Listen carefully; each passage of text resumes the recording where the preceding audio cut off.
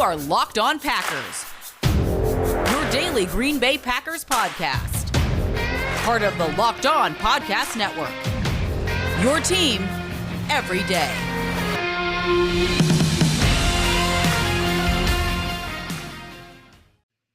You are Locked On Packers, part of the Locked On Podcast Network, your team every day. I'm Peter Bukowski, and I cover the Packers for The Leap, a newsletter I would love for you to subscribe to at theleap.substack.com. Follow me on Twitter at Peter_Bukowski. Follow the podcast on Twitter at Locked On Packers. Like us on Facebook. Subscribe to the podcast on iTunes, on Spotify, on Google Podcasts. Wherever you find podcasts, you will find Locked On Packers, the #1 Packers podcast on the internet. And the show for fans who know what happened. They want to know why and how. It is our crossover Thursday. Chris Carter from Locked On Steelers is here to talk with us about this Week 4 matchup between the Packers and, of course, the Pittsburgh Steelers. The Packers nearly a touchdown favorite in this game. We didn't get to talk about it yesterday. Before we get to the crossover, I just want to say the Packers have put Tyler Lancaster on the COVID-19 reserve list. And expect that he is not going to be available this weekend. There are also some injuries to catch you up on. Kevin King is in concussion protocol. That was the illness that ended up keeping him out of Sunday's game. Elton Jenkins did not practice on Wednesday. We're going to talk about that with Chris. And Marquez Valdes-Scantling did not practice on Wednesday, dealing with a hamstring injury. So that would be, one reason why we might have seen Equanimeous St. Brown as a protected practice squad guy this weekend. He could be elevated in this upcoming game if they need some more boundary receiver opportunities, and we could see more Amari Rodgers, more Randall Cobb. That is something that we can get into more Friday on our live show when we stream 5:30 Central, 6:30 Eastern on YouTube. Go subscribe on YouTube at Locked On Packers. We had a great time after the game. We're going to stream after the game this week as well. So a lot to get to. Without further ado, let's get to our crossover show.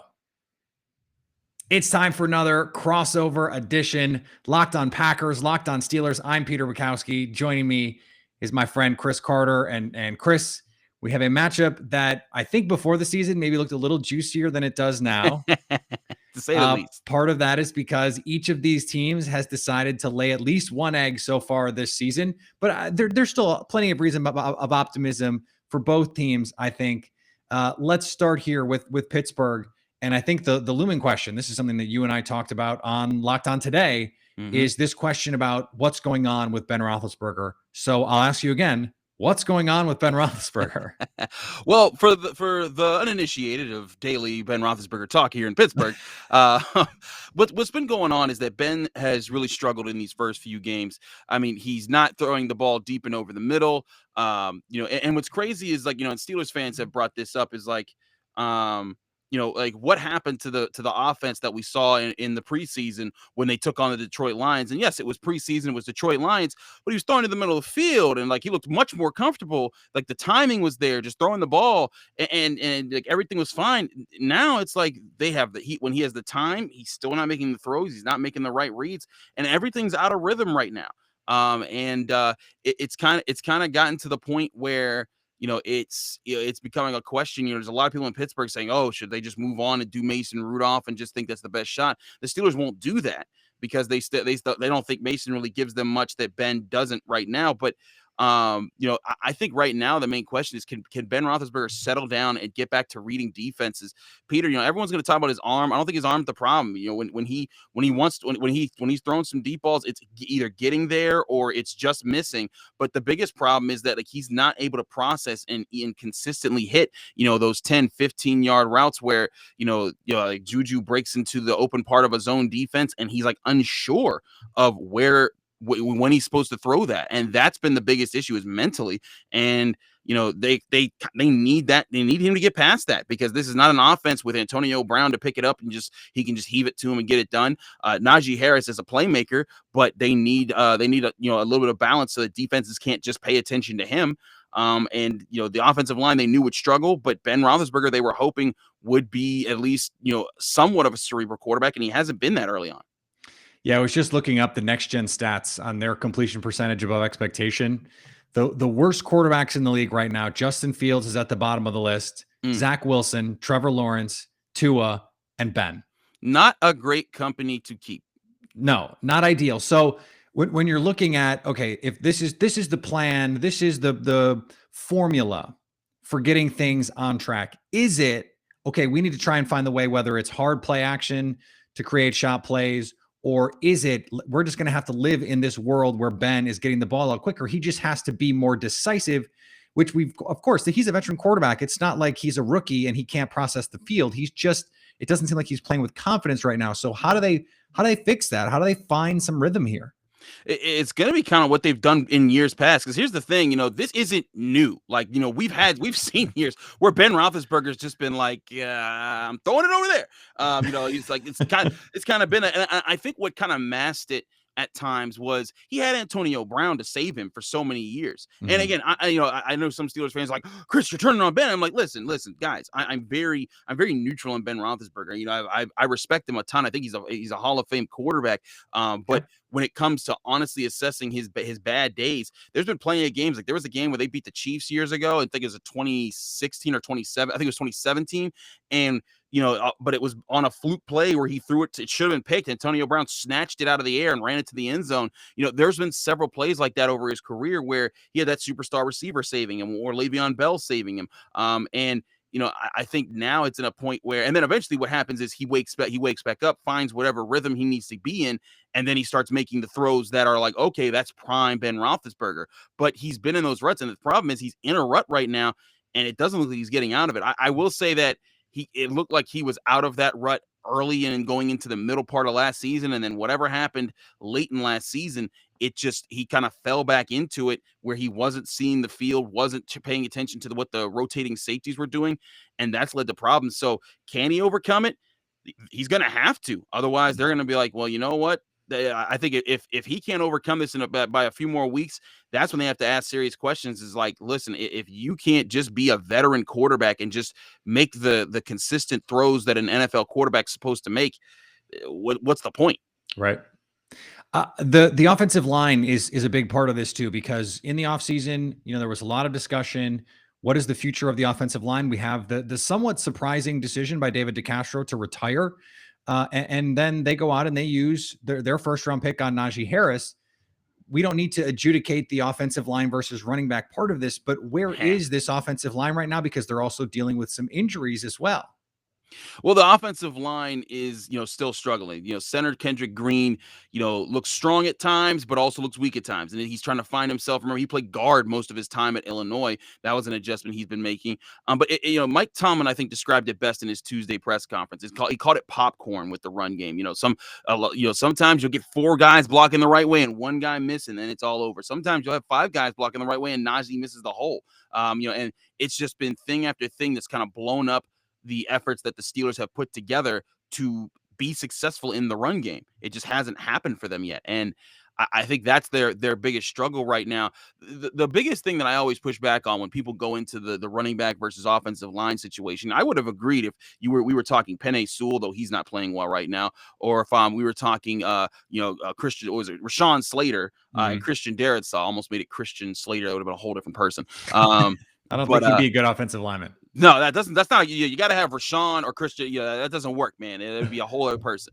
But if we were talking one of those guys, different story. But if you look at the next 5 offensive linemen, like Liam Eichenberg and like the guys that came after that, either they're not starting, hurt, or they're playing and they're playing poorly. Right. Like the guys that they had at that point that were available to them, they weren't there. And so they said, you know what, let's get the best running back on the board. And I still think that he's a key to the success. I brought this up on Locked On Now. For me, a huge key to beating the Bengals was getting him going in the passing game so the offensive line didn't have to worry about it. But the follow-up was when the Bengals started to see that you were throwing it to him, throw behind him and then make them put them into a guessing game. Ben Roethlisberger never did that. And I think that's the biggest problem there. But for the run game, Mike Tomlin, he's not hitting any panic buttons yet. He thinks that this group can figure it out eventually. And again, I think they got an athletic group. I think they got a physical group. They're just not a coordinated group. And that's going to be the question, is how long does it take for them to find that coordination? Yeah, we spent more time on the offense because the defense is a much more known quantity. We know this defense is nails, and they can really rush the passer. They've got multiple guys that they can throw at you. Minkah Fitzpatrick is the preeminent back end defender in football right now, as good as anyone in the league at creating turnovers and creating indecision for opposing quarterbacks. But TJ Watt dealing with an injury, dealing with that groin injury, coming off the monster historic extension that he signed and then had to go work out right after.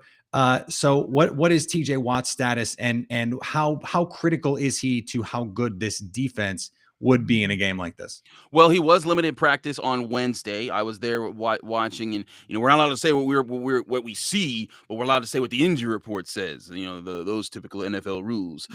But I will say, the expectation is for both him and Alex Highsmith to be back.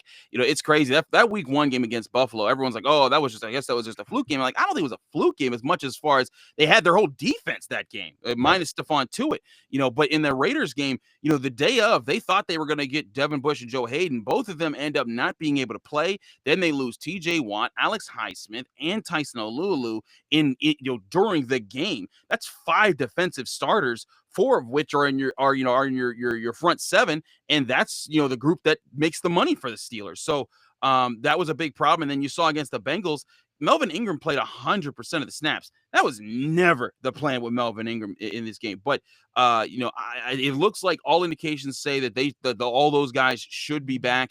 The same thing goes for Deontay Johnson. He was able to practice in a limited fashion on Wednesday. Unless there's a setback later in the week, that would be the turnaround. But as far as how it looks, it looks like most guys will be back. The only people that don't look like they might be back are still Chukwuma Okorafor, who's in concussion protocol, the starting right tackle. But Zach Banner, the team's, the guy who's supposed to be the starting right tackle, he has been activated. They have 21 days to officially add him to the active roster now, but he's back, trying to work his way back from injured reserve, putting the pads on and working out with the team again. So there's definitely a sign that maybe they get a lot more healthy guys back this week, or if not this week, the week after. All right, a lot more here to come on this crossover edition for Week 4 Packers Steelers. Before we get there, I want to tell you about an incredible app everyone who buys gas needs to know about. It's called Get Upside. My listeners are making up to 25 cents for every gallon of gas every time they fill up. Just download the free Get Upside app in the App Store or Google Play right now. Use promo code TOUCHDOWN to get a bonus 25 cents per gallon on your first fill up. That's up to 50 cents cash back. If you have a big tank like I do, that's a lot of money potentially. Don't pay full price at the pump anymore. Get cash back using Get Upside. Just download the app for free and use the promo code TOUCHDOWN to get up to 50 cents cash back per gallon on your first tank. You can cash out anytime to your bank account, to PayPal, e-gift card for Amazon, other brands. Just download the free Get Upside app and use promo code TOUCHDOWN to get that 50% per gallon cash back on your first tank. That's code TOUCHDOWN, and the app is Get Upside. If you're like me, just about every day you stare into your cabinet going, why don't I have anything good in the house? If you're a cheesehead, you probably love cheese as much as you love the green and gold. You know how the best part of the grilled cheese sandwich is the cheese that melts off the pan and gets crunchy? Well, Just the Cheese made a bar out of just that. That's why I started snacking on Just the Cheese. Just the Cheese brings you cheese, 100% cheese, no fluff, no filler, like you've never had it before, as a salty baked snack. It's cheese and crackers without the crackers, which means without the unnecessary carbs. My favorite is the jalapeno with the spicy cheese combo. No complicated recipes or almond flour that makes you feel like you're eating health food. Just natural cheese baked until it's crunchy to give you that great taste of Wisconsin with the crackle of a cracker. Locked On Packers listeners, check us out at Quick Trip. Quick Trip, you can find Just the Cheese. It is a terrific way to support local businesses. Twice. Easy. Just the Cheese to get that wonderful Wisconsin cheese flavor with that crackle of a cracker. All right, Chris, let's flip the script here. I'm gonna put the bright lights on me and give you the floor. Well, so thank you for doing so, Peter. But everyone wants to know, man. First of all, before we get to the matchup stuff, what was your interpretation of Aaron Rodgers going on Pat McAfee and saying all these really good Pittsburgh things? Because listen, we have a guy, Josh Axelrod from the Pittsburgh Post-Gazette. He comes on the show. He's been pounding the table. Pounding the table for Aaron Rodgers to go to Pittsburgh in 2022. When people hear that in Packerville, is there a sense of like, hey, Aaron, why are you saying these things, man? Like, just leave it alone. I would say generally there is a sense of that. And I would have to say, I'm someone who's like, do you need to answer every question every time that someone asks about the offseason? Do we need to talk about it? Like, Right. how do we, at a certain point, can we just put this behind us? Now, the other part of this is Pat is a Yinzer, right? Yeah, totally. He is a Pennsylvania guy. And so he is going to push all the buttons, and Aaron Rodgers knows exactly what he's doing when he does that. Also, I do think that his respect for the Pittsburgh organization is real. Mm-hmm. And he's talked about it in the past. He is a student of the game.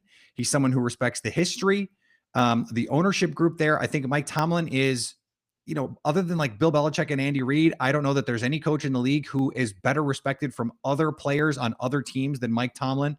And so I think that's part of it too. And let's be honest, there are a lot of similarities between the Steelers and the Packers in terms of fan support, in terms of their belovedness in the community, all that stuff. I mean, it would be easy if you're Aaron Rodgers to say, okay, I don't think it's working out in Green Bay anymore. Where can I go that is the closest, most reasonable facsimile for this and have a team that's ready to go? Pittsburgh has not been mentioned a bunch, but if you look at the receivers, now, the future of Juju, we don't know what that is, but they've got the defense that Green Bay has really not had in years. They've got playmakers. They've got the weapons. Now, the offensive line, obviously a big question mark there. It would certainly be a good landing spot for Aaron Rodgers. And there's a long way to go. I think Packer fans would rather talk about the potential for Packers Steelers at the end of the season, or at least a repeat of the last time they played in the postseason. and then we'll go from there, Chris. But I do understand why that question is being asked, because he was effusive in his praise for Pittsburgh. And I have to say, I've been to Pittsburgh a couple times. It's a beautiful city. And I did not know before I came what a beautiful city it is. It's a gorgeous place. The food is wonderful. The people are great. What's not to love? If you ever come by, you just got. I will hook you up on where to go. Ask James Rapine or your boy Q. I've hooked them both up on their trips to Pittsburgh. Now, I want to dive into more about Aaron Rodgers himself, and I wanted to start it off light with that question. But is Aaron not light for my listeners, Chris? right. They're like, hey, Chris, you're stressing us out, man. But with Aaron Rodgers and this offense, one thing that we've always seen is, Aaron, there's times he can be more of a gunslinger. There's times he could be more of like one of the best processors of the field. Where do you think he is right now? That first game, everyone was like, oh, is he done? Is he over the hill? And then of course, the next two games, he's absolutely not. But what's your interpretation of where he is in his career? So here's what I'll say. After the first game, my concern with the Packers offense and with Aaron Rodgers in particular is you go through this bizarre offseason. Who knows what's real and what's not, right? We're still sort of sifting through all of that. And I do think it's funny, he goes in his press conferences, the media likes to make stuff up as he's reciting chapter and verse, all the things that was reported all offseason and confirming all of those things. But that is a different story for a different day. And he comes in and we don't know what his mindset is. Mm-hmm. We don't know if he's truly all in. We just don't know, right? He says he is, but you still got to go out on the field and prove it after as wild an offseason as we had. There just is no way to truly know, right? So he goes out and is not playing on time. He's forcing balls into areas that we just don't normally see him force. I mean, the shot play interception to Marquez Valdes-Scantling when it's dead, and it's like, why? And I guess he said, we're down. I'm just trying to, make a play.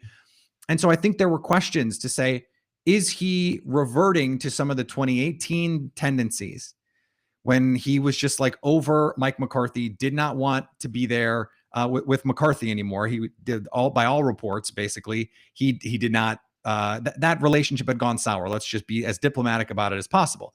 And so there were some hero ball elements to it. And I'm going, is this what we're going to see? But then what happened the next week is Aaron Rodgers copped to it. He said, we were a little arrogant, came into the game, felt like we were going to just beat that ass. And I felt like I wasn't playing in rhythm. And I need to be more on time. I need to be more decisive. And I think it was a little rust. Remember, they hadn't played in months, basically, real football. Right. And so what we saw, and especially against the 49ers, we talked about this week on Locked On Packers, 2.17 seconds average time to throw for Aaron Rodgers against the 49ers, and he still had almost a 10-yard average depth of target. Led the league last week in ADOT in under 2.5 seconds by 2 yards. So his ability to get the ball out quickly and still push it down the field, no other quarterbacks can do that. Tom Brady did it a little bit last year when he was taking those 3-step and go balls. No one throws. Rodgers calls it a transition go. It's a 3-step go ball. And he throws them better than anybody. You can get to the slot fade. You can get to the back shoulder throws. That stuff is suddenly back in this offense. And you're going, okay. I mean, he's made the last 2 weeks. How many wow throws has he made? The Tanyan touchdown against the Lions, earhole touchdown throw.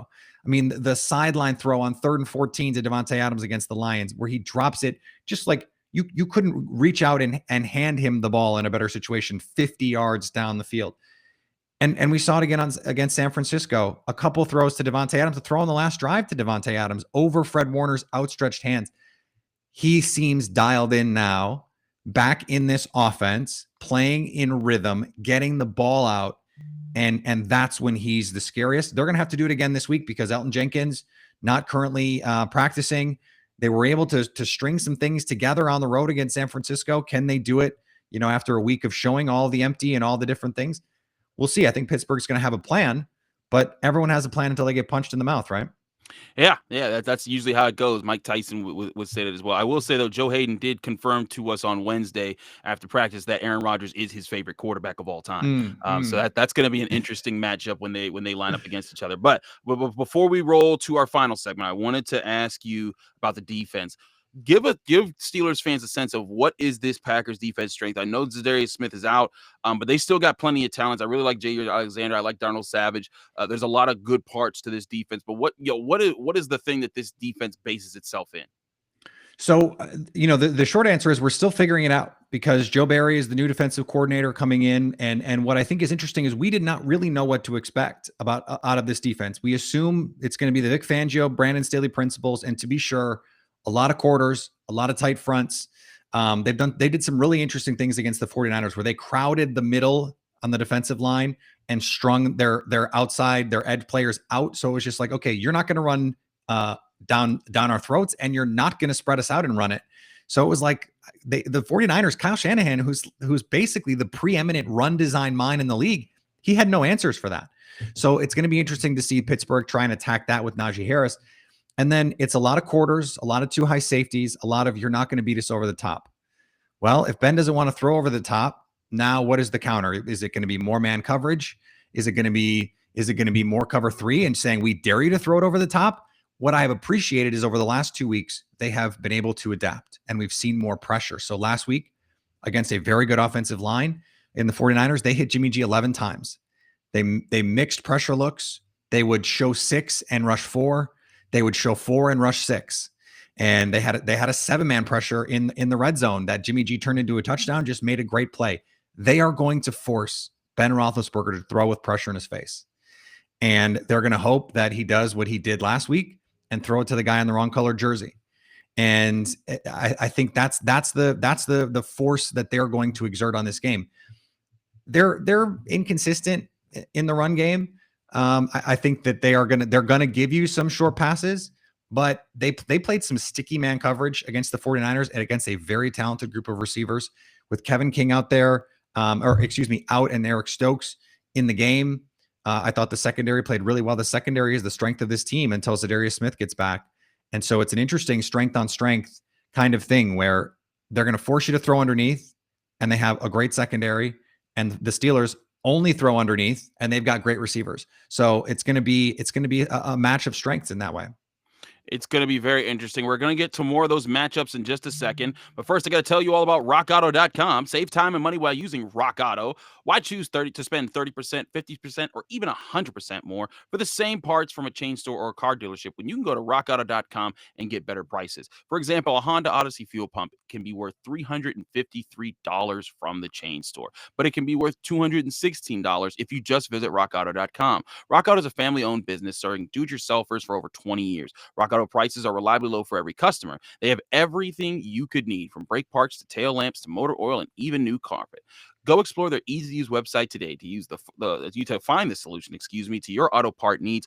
Go to rockauto.com right now and see all the parts available for your car or truck. Be sure to write Locked On in there. How did you hear about us box so that they know that we sent you? Amazing selection, reliable low prices, all the parts your car will ever need. Visit rockauto.com today and tell them that Locked On sent you. And it's that time of the year again, as all eyes have now turned to football and teams are back on the gridiron to start the football season. As always, BetOnline is your number one spot for all your pro and college football action this season. You can get all the updated odds, props, and contests, and check out whatever new contests are coming out there. You can go for big money, little money, anything that floats your boat. BetOnline has, in which that you can bet on football. Head to the website right now or sign up on your mobile device to receive a 100% welcome bonus when you sign up at BetOnline. Be sure to look for all the different promos that are available. Sometimes you can get a refund on your promos. Sometimes you can get a special offer that gets you into another contest. All right available at BetOnline. BetOnline is the fastest and easiest way to bet on all your favorite sports, from football to basketball to boxing, right down to horse racing. Don't wait and take advantage of all the great offers available for the 2021 season at BetOnline, your online sportsbook experts. And Peter, when we do back-to-back live reads, that means we just keep it rolling here on the Locked On Podcast Network. Yeah. So I wanted to wrap things up here with you. Going over, I want each of us to list a matchup that it can be a player, it can be a position group, but it's a matchup that favors the team that we cover and favors the opposite team. So I'll go first. Okay. The first matchup that I think does favor the Steelers is, presuming that TJ Watt and Alex Highsmith are back, I think the best thing that they have going for them is if this pass rush can be healthy, I think that they can be a true problem for Aaron Rodgers. I know that he's a tough guy, he's a mobile guy, he can extend plays, but this is a group that when they've been out there, they make life hard for certain quarterbacks. That's my top thing going for him. I think that with the way that TJ Watt, because the other thing is, yeah, sure, they're still missing Stephon Tuitt, and Tyson Alulu now is gone as another interior defensive lineman. But when Ingram, Watt, and Highsmith are healthy, they're going to rotate those guys to the inside. They're going to move them all around and say, okay, you got to talk every single play as an offensive line group to say, okay, he's 9-0's over here, 5-6 is over here, 8's over here. We got another. And then, oh, by the way, they might send Devin Bush or Joe Schobert on a blitz up the middle. Those are the type of things that they're going to try to do to confuse Aaron Rodgers up front. This group, these guys presumably should be fresh, considering that they've missed a couple games now. And I think that could be the Steelers' best key to keep the Packers offense in check. What do you see as the biggest advantage matchup wise for the Packers? Well, let me just flip it for a second, because that's what I was going to say, the biggest disadvantage. So I'm glad we're on the same page here. I mean, we see it the same way. I think that's going to be the biggest problem. And we don't know the status of Elton Jenkins. Didn't practice on Wednesday. Matt LaFleur said they're going to give him the full week to recover. But Josh Nijman played against Nick Bosa, I thought, pretty well after the first drive against San Francisco. Now the Packers found ways to crack and to help. And, on one of the touchdowns, it was Alan Lazard blocking Nick Bosa on the touchdown run from Aaron Jones. They had Mercedes Lewis doing it one-on-one in some rollout situations and play action situations. And there's the chips. Big Bob Tunyon laid him out on one play from the slot. So they have some answers to this, but to me, that's the biggest concern. The biggest advantage, flipping it around, is a player that you mentioned, and that is Kendrick Green on the inside. Kenny Clark has been a man possessed the last 2 weeks. He did not play his best football against the Saints. There were some flashes in there. It was one of those things where they want him to play a little bit more 3-tech and go over guards a little bit more. Mm-hmm. They made an adjustment in the second half against the Lions, and they put him back at nose, even in pass rushing situations, and said, all right, it's you against Frank Ragnow, one of the best centers in the league, and Kenny Clark ate his lunch. Yeah, Frank Ragnow's a bad brother. Yeah, and exactly. And you go look at the 49er tape. Alex Mack, he's on the all-decade team. Yeah. And Kenny Clark worked him a couple of times. And Kenny Clark got a pressure on Lakeland Tomlinson as well. He can beat guards or centers. I think he is that interior pressure. Quarterbacks have talked about this, from time immemorial. If you're going to pressure any quarterback, you want to do it up the middle, because that is going to make them the most uncomfortable. Mm-hmm. I think Ben is the same way. And if we're being honest right now, Chris, I think in a 10-yard sprint, I think I'm taking KC over Big Ben right now. I wouldn't argue with you. I mean, if you saw the play where he tried to throw to Derek Watt and he fell on his own face, I was sitting there like, oh, I did see that. Yep, man, I did see that. That was rough. It was pretty good. But yeah, it was pretty. But okay, that's totally fair. I actually agree that might be the biggest disadvantage. But I'll switch it up for our Okay. listeners because I want them to get more. One thing that I think could really play in the Packers' favor is if Ben Roethlisberger is having those problems, like I said earlier, processing the field.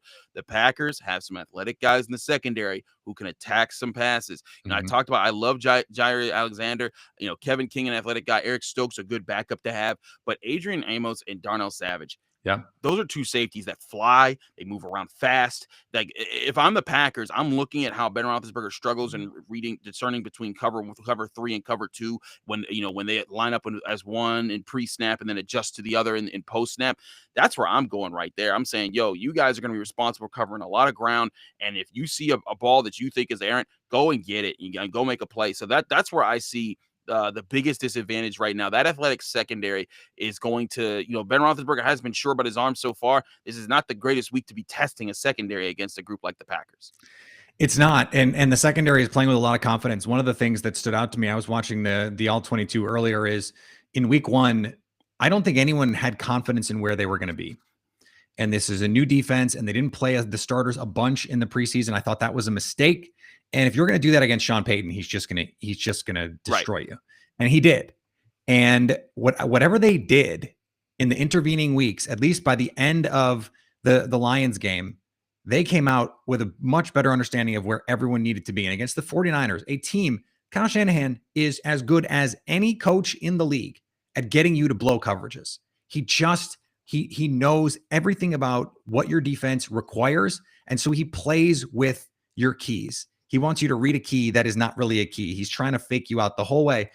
And they passed off crossers in zone coverage. They created space for the in-out routes in man coverage. They played so much more disciplined, frankly, than we're used to seeing them in a long time. And I think that was the really encouraging thing. Was it perfect? No. They still gave up some plays in the second half, especially helped by some absolutely ridiculous penalties. And I think what they're going to need to do that same kind of thing, because I assume that's what Pittsburgh is going to try and do. Mess with the communication, try and run some of those crossing routes, rub routes, run mesh all day, which, by the way, your offensive line has to hold up for. Yes. And there's going to be, Matt Canada has tried to do some relatively interesting things. The other part of this is the best tackling, one of the best tackling teams in the league right now. That's not something that you could have said for a long time if you're a Packers fan. You got to tackle Najee. And so I think that is an X factor for this in this game. If they revert to some of their previous season poor tackling ways, I think that's when suddenly, like, okay, if you're going to give Najee Harris 19 targets, it's going to work in a situation where they can't tackle him. And so that's going to be, I think, a critical factor for the Packers. Absolutely. Peter, this is always great, man. I love being on Locked On Today with you. I love doing these shows. And finally, we get to do a crossover together. So this has been truly awesome. Peter, let our listeners know where they can find you, follow you, and get more of your work. Of course, Locked On Packers. Follow me on Twitter at Peter_Bukowski.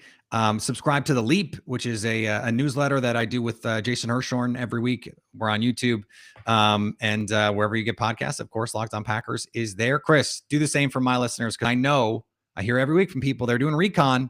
There's Packer fans listening to your shows this week. Oh, so man. Be prepared. Oh, man. Y'all scouting. I see what y'all do. I see what y'all do. My name's Chris Carter. Thanks again, Peter, for doing this with me. You can follow me on Twitter and Instagram at Carter Critiques, as you see below.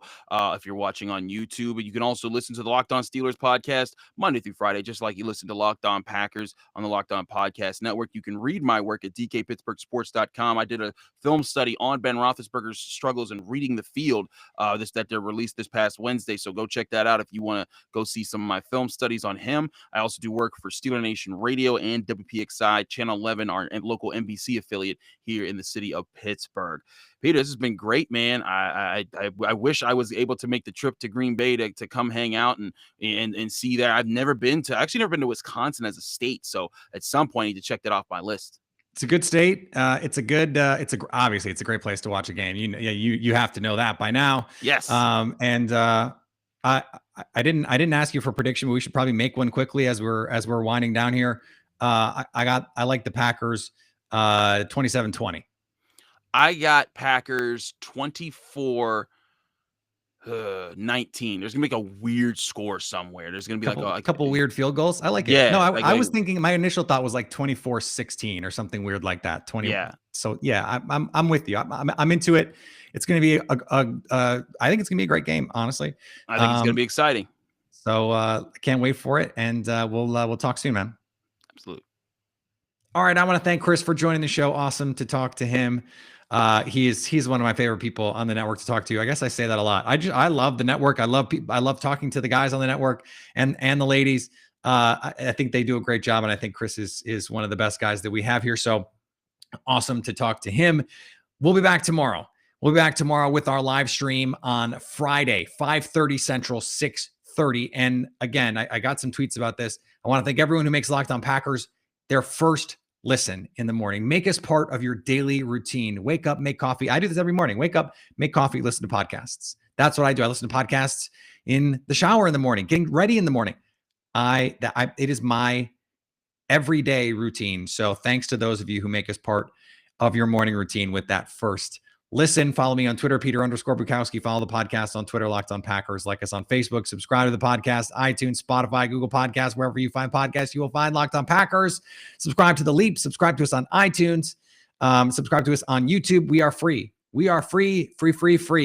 Everywhere you find us, we are free. The Leap, not free, but the Monday newsletter is free at theleap.substack.com. And anytime you want to hit us up on the Locked On Packers fan hotline, you can do that. 920-341-3775 to stay Locked On Packers.